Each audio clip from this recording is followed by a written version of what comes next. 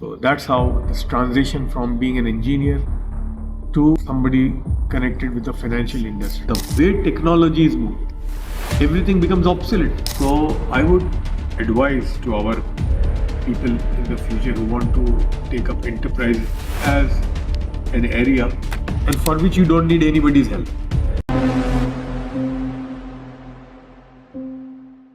Hello viewers, my name is Khadija Khanam from Medgate Today TV Digital. Today we are fortunate to have a distinguished guest with us, a leading voice for business and politics, Mr. Zafar Sareshwala. He is from Gujarat, India. He is here in Saudi Arabia for a business visit.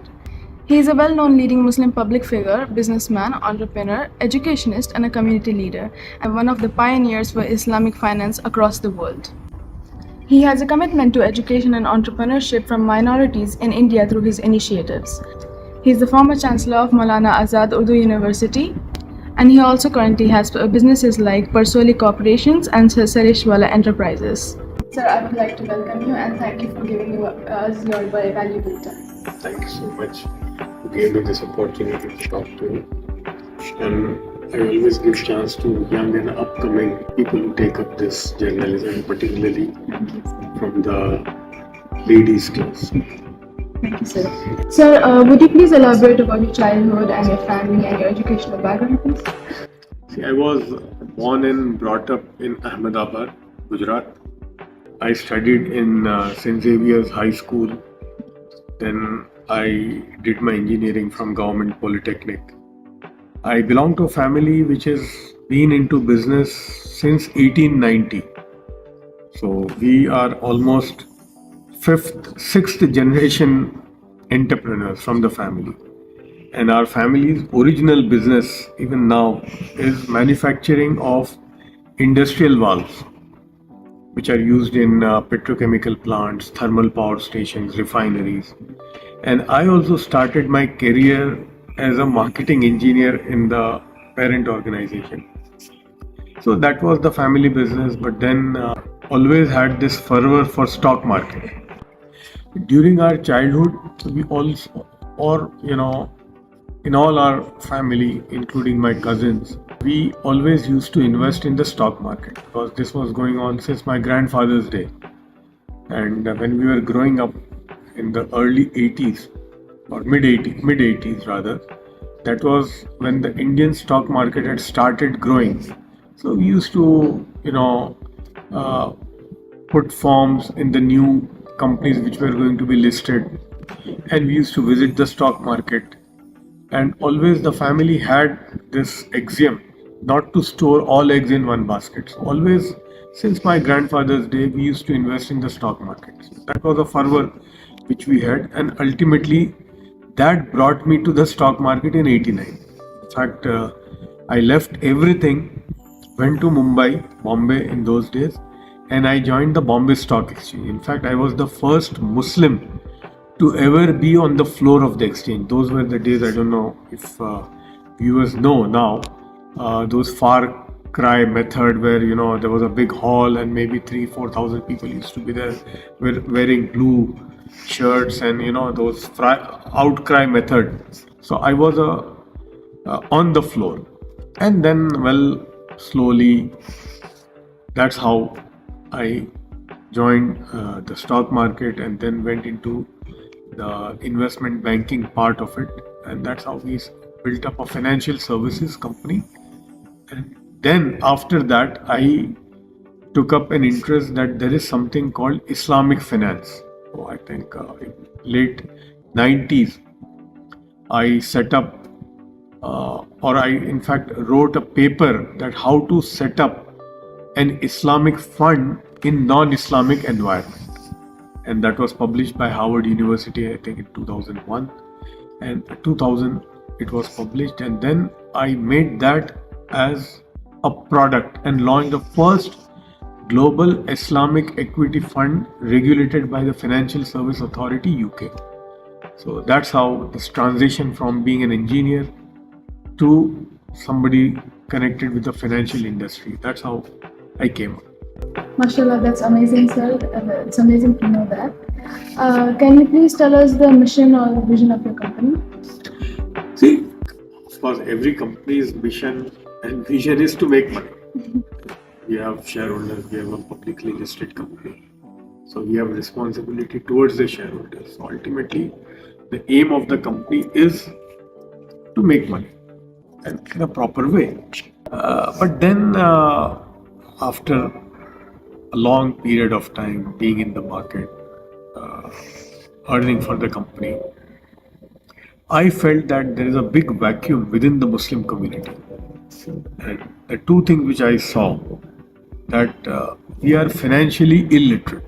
Even a Muslim doctor or a Muslim engineer or a Muslim lawyer, even some Muslim businessmen, they are the weakest spot is finance.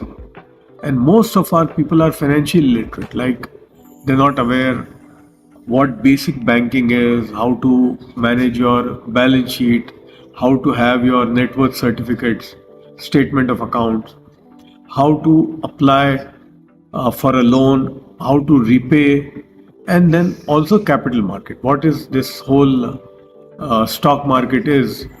What are the avenues of investment? What are the different modes of investment in the capital market? We are not even aware that there are a lot of job opportunities available in the capital market, how to raise money from the capital market. So then I took this as a cue that at least, well, we are making money, earning, but also as a responsibility towards society. We thought, why not teach this to our community? And that's how we started an initiative called Talim o Tarbiyat, whereby we teach these three things: basic finance, capital market, and how to convert your idea into business, that is entrepreneurship. And Alhamdulillah, in last 9 years, we have done these programs, workshops in almost 65 cities in the country. So apart from making money, this is also an area which I am working, and I feel this is my responsibility towards giving something back to the community. So, sir, what role do you believe technology plays in modern businesses, and how do you think it helps in your company? Of course, but you need to be ahead of the curve. That's why I tell the present generation that you need to be ahead of the curve, because the way technology is moving, everything becomes obsolete. Now a lot of things which were big inventions maybe 10 years back look obsolete now. So of course technology is doing wonders, and we need to be abreast with the latest technology which are happening. Not only that, now we need to even think what next will come. Like for example, you have food, in India we have Swiggy and Zomato. What you have here? Hunger station. Hunger station. Can somebody imagine 5 years back that sitting at home, I want to order some biryani from some place? So unimaginable things are happening. So you need to be totally conversant with it, and you need to have a thought that what next will come. Then only you can survive in the present environment. Okay, so what advice would you give to aspiring entrepreneurs who are just starting their journey? You're taking startup or whatever you want to take tomorrow, the idea, it needs to be backed by solid level of education. You need to be perfect in your academics. Even present day, if you take the new entrepreneurs or the people who come with the new startup, new invention, they are solid with their academic excellence. So I would advise to our people in the future who want to take up enterprise as an area, they need to excel in the studies which they are doing now. They need to be absolutely perfect in that. So that will give them an idea or a platform. So I think we need to do this and work towards that. And for which you don't need anybody's help. Nobody, if I want to get educated or you want to get educated, you don't need anybody's help. You just need to put your efforts. So I think that we need to do. Okay, sir, since 1970, if Gulf countries would not provide jobs to Indians, particularly Muslims, their economic condition would be worse than right now. What is your opinion on this? Yeah, I think, we should be thankful. Most of these Gulf countries, almost in the last count, if you take the GCC countries, almost 11 to 12 million Indians are working in this part of the world. And if you see the the remittances which these people who are working is, I think, highest. It is almost 35 to 40 billion dollars per annum. So of course, I mean, you should be very thankful to these, particularly Saudi Arabia, because Saudi Arabia is almost 4.1 million Indian expats, and UAE, same thing in Iraq, Kuwait, Muscat, Qatar, all these places. Yes, and majority and large numbers within that are Muslims. So anyway, and see, whoever, most of them. I mean, I have seen three sets of people here among the Indians. One is the top white collar jobs, then the blue collar job, and then is the labor class. Particularly see the white collar or the top in the managerial positions, or now a lot of them are into business also. They are from Hyderabad and South India. Why? Because South India and Hyderabad always was equipped with education. And the kind of educational institutes which you find in Hyderabad, Chennai, Kerala, even in Bangalore, Karnataka.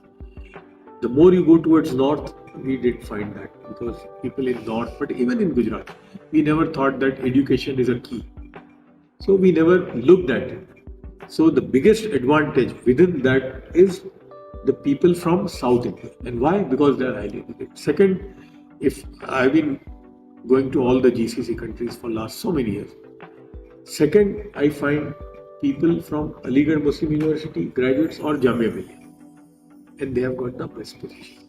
So because they were educated, they have not taken them because they are Muslims.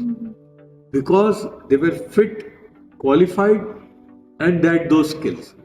In those people also, because what they are here today is because of that. Right, sir. Why is there a gap in quality of education in private schools and government schools? I would say that most of the schools in India, even when we studied 40 years back, were also, in those days, were mostly the Jesuit schools, the convent schools. Even then, government schools were never. Government had, in our times also, they did not concentrate so much on schools, but colleges, the professional colleges, engineering colleges, medical colleges, you have to give marks to government. Because even now, if you take a medical college, private medical college and government medical college, the fees are not even 5% in government medical, government engineering colleges. So government has done, plus IITs, IIMs. So Government of India did not concentrate right from the beginning in the school level, and there I think that the biggest give was by the Jesuits. So you have to be thankful to them. You go to any city in the country, any state in the country, you'll find St. Xavier's or a Mount Carmel or a Convent of Jesus and Mary. So they have done wonderful. Okay, sir, that's it for today. Thank you for joining us.